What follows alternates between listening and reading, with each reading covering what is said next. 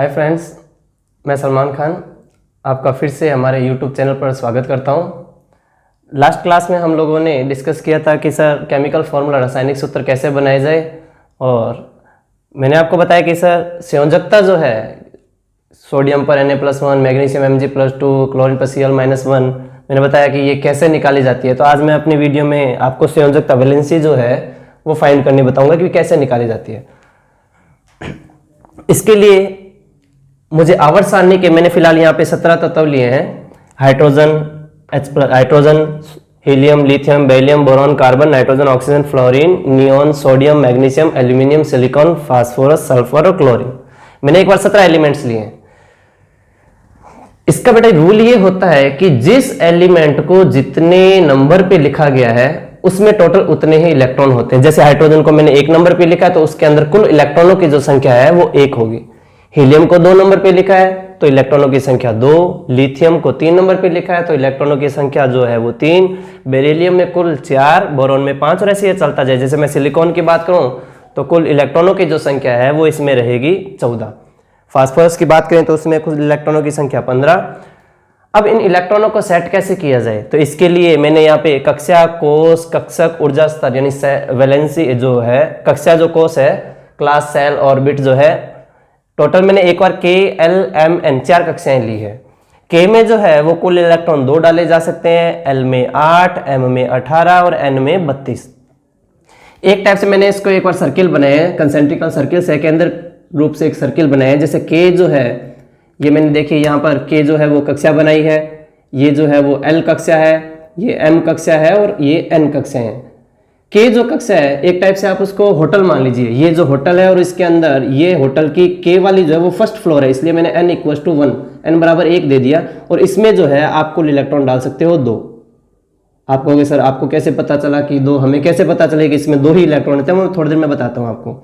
जो L है उसमें आप डाल सकते हो टोटल 8 इलेक्ट्रॉन, तो 1, 2, 3, 4, 5, 6, 7 और 8। वैसे ही N के अंदर 18 और N के अंदर 18 और M के अंदर 32। ये n = 3 है और ये n = 4। K जो है इनको फॉर्मूला जो है वो लगाया मैंने 2n²।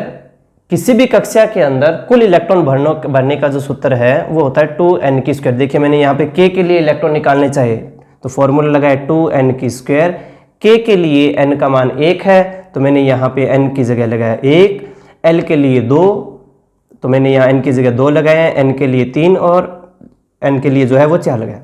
तो K के लिए निकाल रहा हूं मैं फॉर्मूला 2n², 2 का 2, n की वैल्यू लगाई 1, तो 1 की स्क्वायर होती है 1, तो 2 1 से 2, 2 एकम 2। तो K के अंदर इलेक्ट्रॉन आप डाल सकते हो 2। फिर बात कीजिए L की, तो फॉर्मूला है 2n², 2 का 2, n², 2 की स्क्वायर कितना हुआ 4 और 4 2 8। तो L के अंदर है वो कुल इलेक्ट्रॉन आएंगे 8, ये भी अपना सही। वैसे ही M के अंदर 18 और N के अंदर 32। अब मुझे देखना है कि हाइड्रोजन जो है, सबसे पहले मैं बात करूं कि हाइड्रोजन कितने नंबर पे आता है, तो आप बोलोगे सर 1 नंबर पे आ रहा है। तो मैंने क्या किया, सबसे पहले अपने को ये जो फर्स्ट फ्लोर दिख रही है, मैंने बोला भी कि मैं इसको एक होटल मान रहा हूं और होटल की ये जो है कि उसको मैं फर्स्ट फ्लोर मानूं, और फर्स्ट फ्लोर में 2 कमरे हैं, सेकेंड फ्लोर में 8 कमरे हैं, थर्ड में 18 और फोर्थ में है वो 32 कमरे हैं। तो सबसे पहले कोई बंदा आया रहने के लिए, जैसे हाइड्रोजन है वो बोल रहा है सर मेरे पास 1 इलेक्ट्रॉन है, यानी बंदा 1 है मेरे पास, मुझे उसके अंदर होटल के अंदर रूम देना है। तो K के अंदर पहले फर्स्ट फ्लोर में डालेंगे, फर्स्ट फ्लोर में 2 रूम है, तो इस बंदे को क्या करेंगे, 1 बंदा है तो 1 बंदे के लिए अपने क्या करेंगे, L के अंदर जो है K के अंदर अपने 1 इलेक्ट्रॉन डाल देंगे। बात कीजिए हीलियम की, तो हीलियम के अंदर कुल इलेक्ट्रॉन जो है वो होते हैं 2, तो मैं K के अंदर जाऊंगा पहले, और K के अंदर देखो पहली फ्लोर के अंदर ही 2 रूम है, पहली फ्लोर में 2 रूम है, तो मैंने K के अंदर जो K के अंदर है वो 2 इलेक्ट्रॉन डाल दिए। बात कीजिए लिथियम के लिए, तो लिथियम आता है 3 नंबर पे। तो इस बार मैं क्या करूंगा, जो अपनी फर्स्ट फ्लोर थी जिसको मैं K नाम दे रहा था, K के अंदर रूम 2 थे, तो मैंने 2 बंदों को तो डाल दिया K के अंदर। इसके पास टोटल 3 थे तो 2 को तो कर दिया सेट, पीछे रह गया 1। तो 1 के लिए क्या करेंगे, अपने नेक्स्ट फ्लोर का यूज करेंगे। पहले जो फर्स्ट फ्लोर थी K, उसमें 2 रूम थे, 2 बंदों को तो इसमें डाल दिया। फिर मैं सेकंड फ्लोर में गया तो सेकंड फ्लोर के अंदर थे L, और L के अंदर कमरे थे टोटल 8, लेकिन बंदा तो अपने पास 1 रह गया, तो मेरे को क्या करना है, L के अंदर 1 और डाल देना। वैसे ही बेरिलियम, इसके अंदर कुल 4 इलेक्ट्रॉन है, तो 2 को 2 डाल देना है K में और 2 को डाल देना है L में, 2 और 2 4। बोरोन की बात करें तो बोरोन 5 नंबर पे आ रहा है, तो K के अंदर डाल दिए 2, पीछे रह गए 3, तो 3 को नेक्स्ट फ्लोर में डाल देना है। ऐसे कार्बन में अब मैं काम करता हूँ, इसमें K में डाला 1, K में डाला 2, K में 2 और L में इसमें मैंने 1 डाला है। इसमें देखिए K में 2, L में 2, बोरोन में K में 2, L में 3, कार्बन के लिए K में 2, L में 4। नाइट्रोजन, वैसे मैं सर्कल नहीं बना के सीधा बता रहा हूँ, नाइट्रोजन के लिए देखना K में कितना आएगा 2, 7 नंबर पे आ रहा है, 7 इलेक्ट्रॉन है तो 2 तो इसमें डाल दिए, नेक्स्ट L में डालेंगे तो कितना हुआ 5, 5 और 2 7। ऑक्सीजन के लिए K में 2, L में 6, फ्लोरीन के लिए K में 2, L में 7 और नियोन के लिए K में 2, L में 8, 8 2 10। अब बात करें सोडियम की, तो सोडियम में कुल इलेक्ट्रॉनों की संख्या है 11। मैं सबसे पहले फर्स्ट फ्लोर में डालूंगा K में 2, फिर सेकंड फ्लोर में डालूंगा L में कुल कमरे हैं 8, तो मैंने 8 डाल सकता है इसमें, 8 और 2 10। लेकिन सोडियम के पास तो टोटल इलेक्ट्रॉन 11 है, तो 2 और 8 10 तो इसमें हो गए, पीछे 1 रह गया, तो मैं अब नेक्स्ट फ्लोर का यूज, K भर गया है, L भर गया है, अब बारी है M की।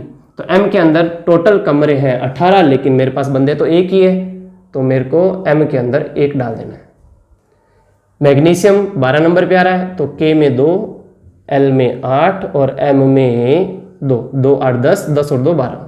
एल्यूमिनियम के लिए K में 2, L में 8, M में 3, इसमें K में K L और M में 4, K L M में 5, K L M 2 8 6 और इसके लिए 2 8 और 7। अब मैं बताना चाहूंगा कि इनकी संयोजकता कैसे निकाली जाए। सबसे पहले आपको क्या करना है कि लास्ट वाली कक्षा में देखना है कितने किसमें कितने इलेक्ट्रॉन है। जैसे मैं बात करूं लिथियम है, उसके अंदर बाहरी कक्षा, बाहरी मतलब आउटरमोस्ट सेल, बाहर वाली कक्षा इसमें L है जिसमें 1 इलेक्ट्रॉन, इसमें बाहरी कक्षा में 2, इसमें 3, इसमें 4, इसमें 5, इसमें 6, इसमें 7 और ये ऐसे। अब इसकी बाहरी कक्षा में 8 है। अब इसके लिए बाहरी कक्षा कौन सी होगी सोडियम के लिए? बाहरी मतलब लास्ट वाली, लास्ट वाला इलेक्ट्रॉन है M में, तो बाहरी कक्षा M हुई। इसके में 2, इसमें 3, इसमें 4, इसमें 5, इसमें 6 और इसमें 7।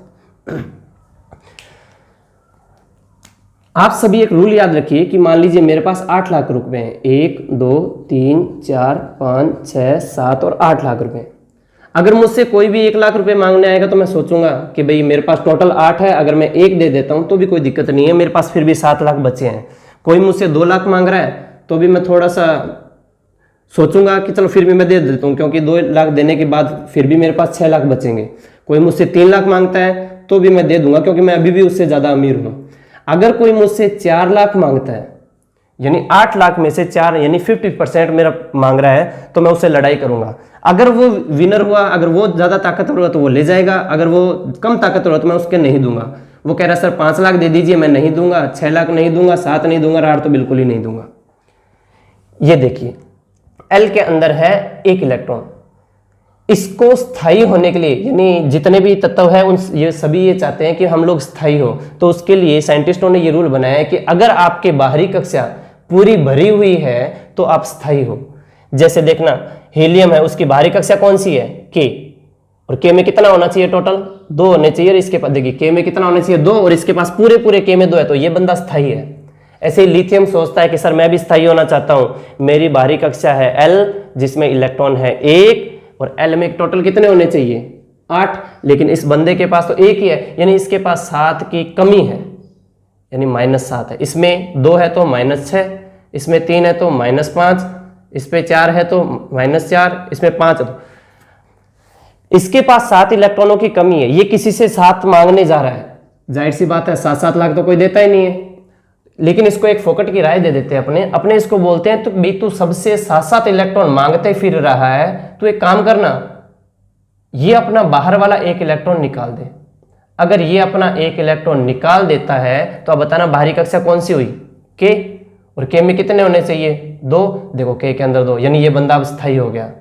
यानी पहले तो वो 7 मांग रहा था, लेकिन अब क्या बोलेगा कि सर मेरे पास L के अंदर 1 है, मेरे पास ये 1 इलेक्ट्रॉन एक्स्ट्रा पड़ा है, मैं अगर इसको निकाल देता हूं तो मैं ऑटोमेटिक स्थायी हो जाऊंगा। तो ये जो लिथियम है वो बोलता है सर Li, लिथियम का सूत्र Li, और 1 इलेक्ट्रॉन एक्स्ट्रा है तो मैंने लगा दिया +1। इसकी बात करें तो ये 6 मांग रहा था, 6 कोई देगा नहीं, तो ये 2 इलेक्ट्रॉन क्या करेगा, निकाल देगा। तो बेरिलियम पे होता है Be, ये 2 निकाल दिया मतलब इसके पास अब एक्स्ट्रा है, पहले तो मांग रहा था लेकिन अब क्या बोलेगा, मेरे पास 2 है। इसमें देखिए लिथियम में कितना है, बाहरी कक्षा में 3, इसको कितने चाहिए, 5। फिर से मैं बोल रहा हूं कोई नहीं देगा तो क्या किया जाए, इसकी जो संयोजकता है बोरोन की, वो पहले तो 5 मांग रहा था लेकिन अब ये 3 निकाल देगा, तो अब हुआ बोरोन पे B+3। कार्बन जो है आप याद रखिए कि बाहरी कक्षा में किसी के भी 4 हो तो दोनों कंडीशन है, अगर ये L को पूरा करना चाहेगा तब तो क्या इसको 4 को मांगना पड़ेगा, अगर ये 4 अगर निकाल देता है तो भी स्थायी होता है। तो जिसकी बाहरी कक्षा में 4 इलेक्ट्रॉन हो वो इलेक्ट्रॉन ले भी सकता है और इलेक्ट्रॉन दे भी सकता है, तो इसकी संयोजकता हो जाएगी कार्बन की -4 या +4 दोनों ही हो सकती है। नाइट्रोजन के बाहरी कक्षा में 5 है, कितने की जरूरत है उसको, 3 की जरूरत है, और 3 हर कोई दे देगा, तो ये क्या बोलेगा कि नाइट्रोजन जो है 3, देखो 5 है बाहरी कक्षा में, 3 की कमी है, 3 की कमी पूर्ति हो सकती है क्योंकि 3 हर कोई इलेक्ट्रॉन दे देगा, तो मैं क्या करूंगा इसमें बोल दूंगा सर 3 की कमी है तो कोई दिक्कत नहीं, कमी के लिए मैं माइनस लगा देता हूँ। ऑक्सीजन है बाहरी कक्षा में 6 है, कितने की कमी है, 2 की, तो मैं लगा देता हूँ ऑक्सीजन में 2 की कमी यानी -2। फ्लोरीन जो है उसमें F, फ्लोरीन का सूत्र F, और जो 7 है बाहरी कक्षा में इलेक्ट्रॉन, तो इसमें भी मैं लिख देता हूँ कि सर 1 की कमी है। नियोन की बात करें तो बाहरी कक्षा में देखिए कितने इलेक्ट्रॉन है, L के अंदर 8 है, ये बंदा पूरा का पूरा स्थायी है, ना इलेक्ट्रॉन लेने की जरूरत है ना देने की जरूरत है। आता हूँ सोडियम पे, तो सोडियम जो है उसके बाहरी कक्षा में 1 इलेक्ट्रॉन है। अब देखिए M जो है, M के अंदर होने चाहिए टोटल 18, अब इसको कितने की जरूरत है, बाहरी कक्षा में 1 इलेक्ट्रॉन तो है, इसको 17 की जरूरत है, लेकिन देखिए यहाँ पे 1 दे रहा है, 2 दे रहा है, 3 दे रहा है, 4 के लिए लड़ाइयाँ चल रही है, लेकिन 5 तो दे ही नहीं रहा, 6 नहीं दे रहा, 7 नहीं, बिल्कुल नहीं दे रहा, 17 तो कोई देगा ही नहीं।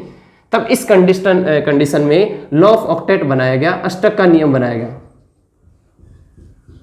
अष्टक का नियम क्या बोलता है कि अगर आपकी बाहरी कक्षा में, अष्टक मतलब होता है 8, अगर बाहरी कक्षा में 8 इलेक्ट्रॉन, 18 अगर पूरे नहीं हो रहे हो तो आप कोशिश कीजिए 8 पूरे करने की। तो अब ये बंदा देखिए इसके पास बाहरी कक्षा में 1 इलेक्ट्रॉन है, पहले 17 चाहिए थे लेकिन अष्टक के नियम के बाद में अब इसके पास बंदे को जरूरत है 7 इलेक्ट्रॉनों की, और फिर से 7 कोई देगा नहीं, तब ये क्या करेगा, 1 इलेक्ट्रॉन निकाल देगा। अगर ये 1 इलेक्ट्रॉन निकाल देता है तो L में 8 और L में 8 होने चाहिए, ये भी बंदा स्थायी हो जाए। तो यहाँ पे M में 1 है, ये क्या करेगा, अपना ये जो M वाला लास्ट वाला इलेक्ट्रॉन वो निकाल देगा, तो सोडियम पे Na+1। मैग्नीशियम है उसमें 2 इलेक्ट्रॉन है, कितने इलेक्ट्रॉन, वैसे 16 लेकिन अष्टक का नियम लगाए तो कितनों की जरूरत है, 6 की, 6 कोई देगा नहीं, तो ये 2 इलेक्ट्रॉन निकाल देगा, तो मैग्नीशियम पे हो जाएगा Mg+2। एल्यूमिनियम पे ये 3 तो Al+3। सिलिकॉन बाहरी कक्षा में 4 है, तो क्या किया जाए कि भाई सिलिकॉन है उस पर -4 भी आ सकता है या +4, दोनों ही आ सकते हैं। फास्फोरस 5 है, कितने की जरूरत है, 3 की, 3 हर कोई दे सकता है, तो मैं क्या करूँगा फास्फोरस पे P पे लगा दूंगा -3। सल्फर पे 6 है बाहरी कक्षा में, 2 की जरूरत है, तो S पे -2, और क्लोरीन है बाहरी कक्षा में 7 है, इसको 1 की जरूरत है। तो ये जो मैंने कल आपको बताया था कि भाई वैलेंसी किस में कैसे निकाली जाती है, तो आज मैंने आपको बता दिया कि भाई किसकी संयोजकता कैसे निकाली जाती है। देखिए प्लस का मतलब वैसे तो ये होता है कि बाहरी कक्षा में 1 इलेक्ट्रॉन है, लेकिन आप याद रखिए कि भाई इसके पास ये ज़्यादा है, ये कितने हैं, 2 इलेक्ट्रॉन, ये 3 इलेक्ट्रॉन ज़्यादा, इस पर 4 ज़्यादा भी है कम भी है, ये दे भी सकता है ले भी सकता है। नाइट्रोजन पे 3 की कमी, ऑक्सीजन में 2 की कमी, फ्लोरीन पे 1 की कमी, नियोन स्थायी है, सोडियम पे 1 ज़्यादा इलेक्ट्रॉन है, इस पे 2 इलेक्ट्रॉन ज़्यादा है, इस पे 3 ज़्यादा है, और ये ऐसे चलता है। आपने रासायनिक सूत्र बनाने सीख लिए, संयोजकता निकालने सीख ली। बेसिक साइंस के अंदर एक टॉपिक और रहता है, जैसे मैंने आज आपको थोड़ा सा जिक्र किया है KLM के बारे में, तो ये होता है इलेक्ट्रॉनिक विन्यास। मैं अपनी नेक्स्ट वीडियो के अंदर आपको इलेक्ट्रॉनिक विन्यास बनाना सिखाऊंगा। 2 तरीके होते हैं, KLMN मेथड से और एक SPDF मेथड से। तो ये जो दोनों मेथड है मैं आपको अपने नेक्स्ट वीडियो के अंदर आपको बनाना सिखाऊंगा। तो मेरे जो चैनल है इसको अब आप लाइक कीजिए, शेयर कीजिए और सब्सक्राइब ज़रूर कीजिए।